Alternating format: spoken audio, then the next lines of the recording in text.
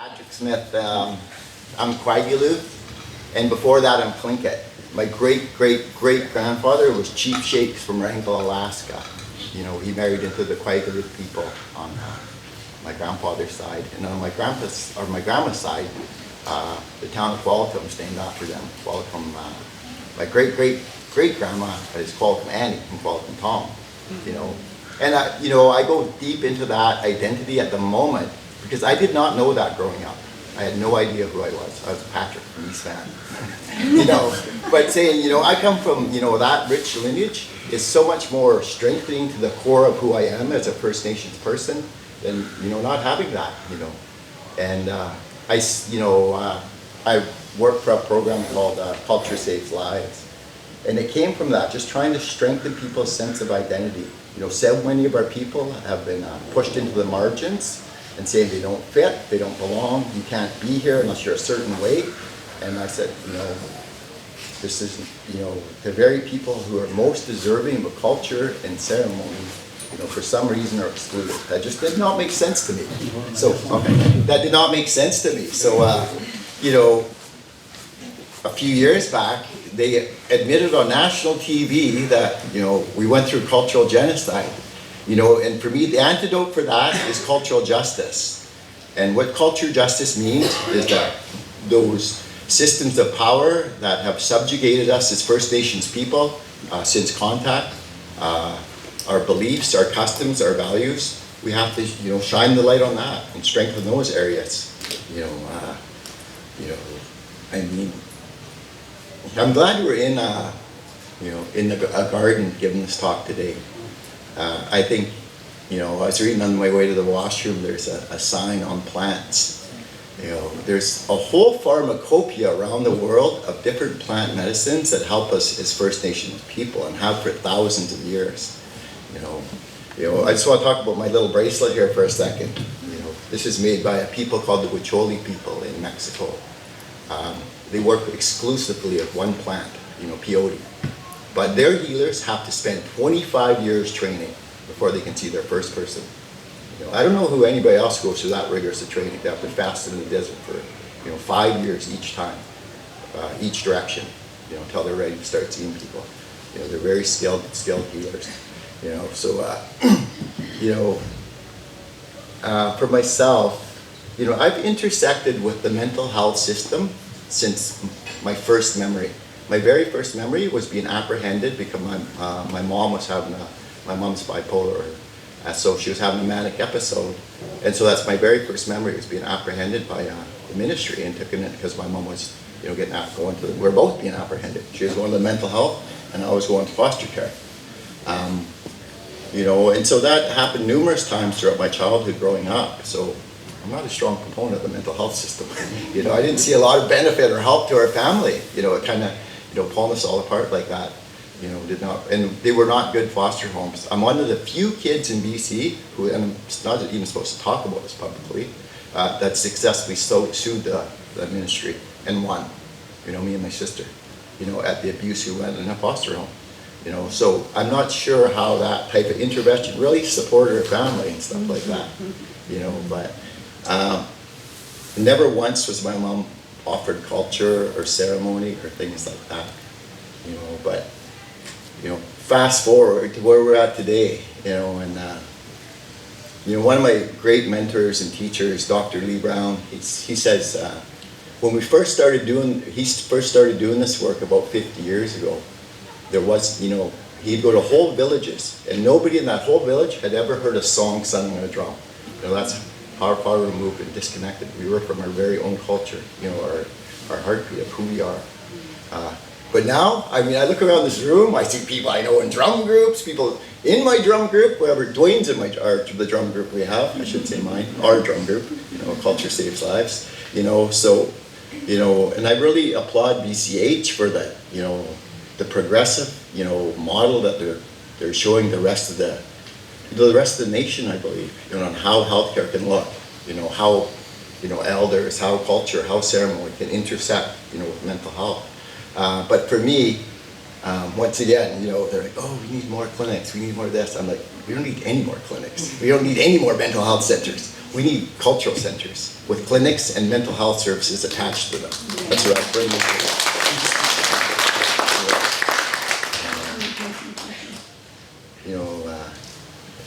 for me, I learned who I was in ceremony and culture and growing up and sitting on mountains and sweat lodges and going without and sacrifice. And then I learned out who I was and what fills me up and what strengthens me and what values me. And so my work now is trying to reflect that and shine that into places it doesn't usually get in downtown East Side. We try to, we don't work from a model of you have to be a certain way to show up at any of our programs. We work from a model like, if you're struggling, we want to pull you closer. We want to pull you to the center. That's just equity for me. Wherever we see equity or inequity and injustice, that's where our energy and resources needs to go as culture saves lives. Oh, is that my time? No. Not too bad. Yeah. And I was applauding he's sitting down now, but the tech guy, they always have to stand the whole time. Yeah, nobody ever gives them, props, so thank you for doing that. And one other thing I wanted to share is my first Sundance chief, his wife, Lorraine Graybear, she shared something with me once. And she said, our culture is deep as the layers of shells that have sat on the bottom of the ocean since millennia. If you work really hard and you practice really diligently, you might in a lifetime make it through the first layer. That's how deep our culture is.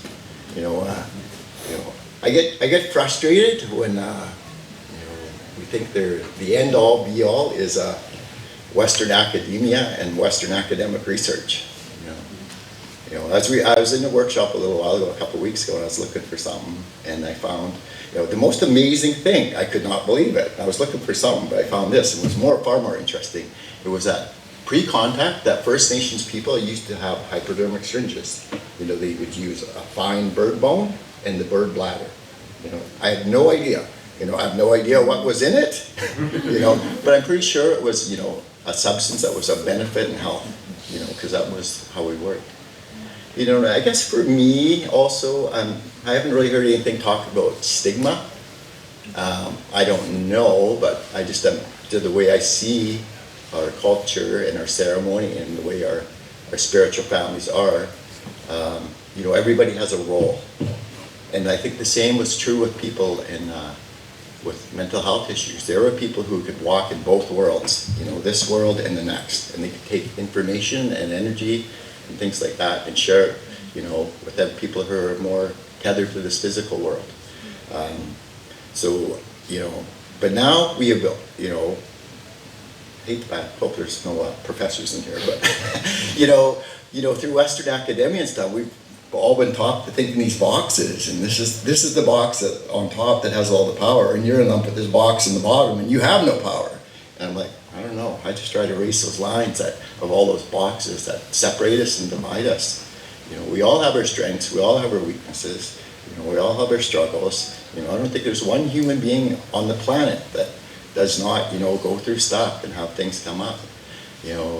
Personally, I've been going through a hard time in the last couple of years. I'm always either in anxiety or grief, it feels like. Every walk down the street, I go through anxiety because you see people, in various forms. You think they're overdosing constantly, and there's some really strong fentanyl on the street right now. So it causes a lot of anxiety all the time for me, because I've had numerous fatal overdoses in the last couple of years that I've witnessed, and had to bury those people. And the grief is, if you worked in this field for a while in the downtown East Side, you form relationships and attachments with people, and a lot of them are no longer there. So there's a lot of grief and stuff like that.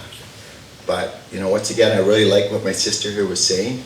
We need to focus on the strength and the resilience and the beauty of First Nations people. We have a great amount to contribute to society and to humanity as a whole. few years back, there was the Marathon of Hope. There's this guy, Brad Firth. Has anybody ever heard of Brad Firth? Yes. A couple people maybe, but he's actually he's the same. He's not that young. He's the same age as me. But he's ran across Canada twice. But there's a strength and a resilience in that.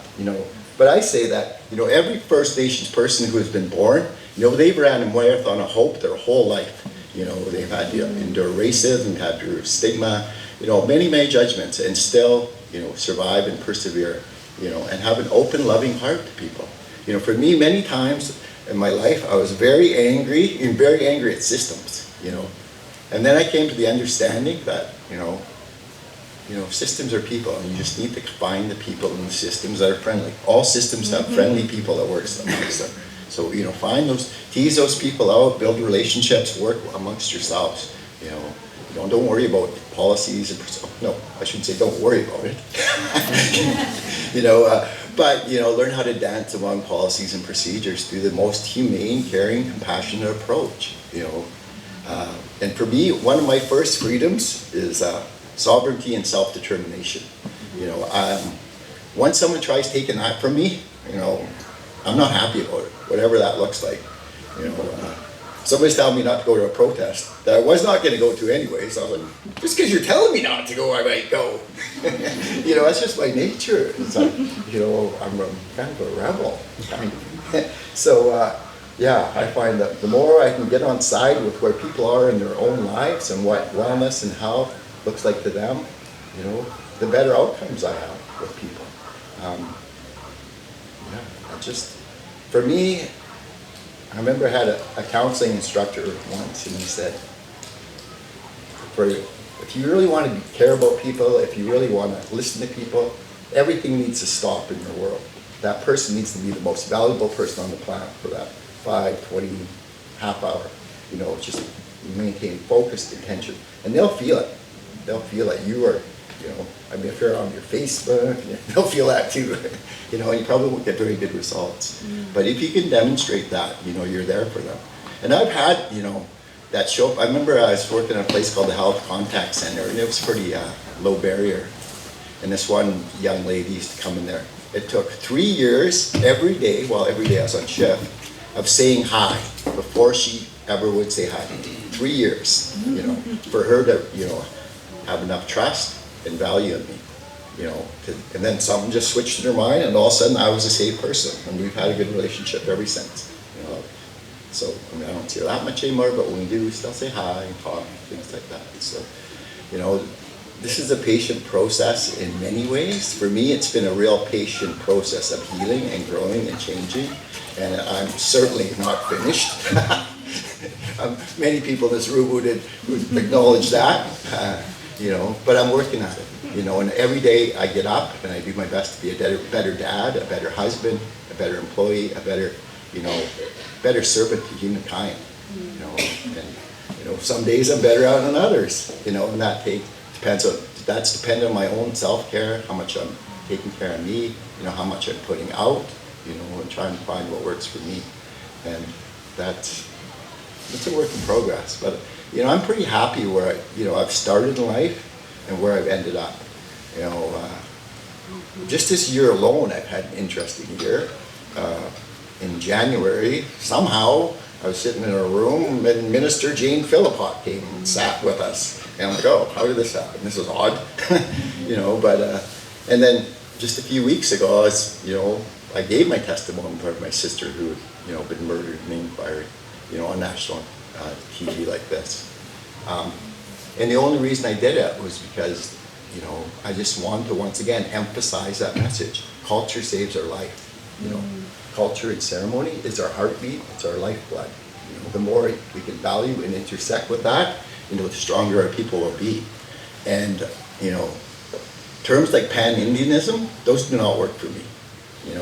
Because long before, I heard a story once that the Seminoles in Florida could get a message up to the Alaskan people within 2 days, because they had runners that would run from each territory. Where was I going with that thought? I forgot. That was a good story. You know,